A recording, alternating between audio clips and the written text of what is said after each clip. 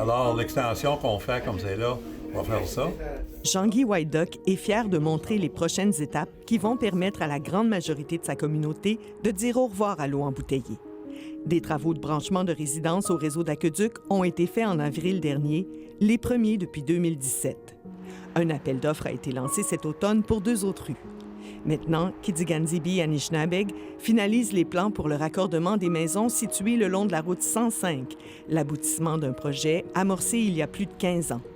Ça fait longtemps, mais tranquillement, une grande majorité de ces gens-là, d'ici 2 ans, vont être sur un système local. Well, I'm going to need another jug from downstairs.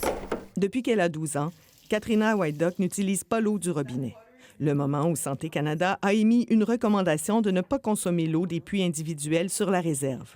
L'eau des puits contient une concentration élevée d'uranium, un métal naturel dans le sol qui peut affecter les reins et les os à long terme.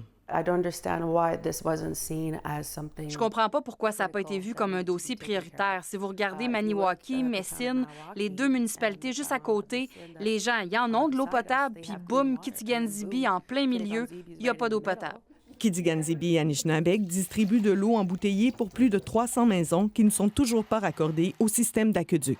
Pour l'ancien chef, Gilbert White Duck, l'eau est un sujet sensible. Et ça n'a pas été facile d'avoir le financement du fédéral. Eux autres avaient des choses en tête qui ne raconteraient pas nos besoins, alors il a fallu défendre, démontrer, puis en fin de compte, ils ont accepté. Service aux Autochtones Canada a financé une grande partie du projet, mais a refusé notre demande d'entrevue.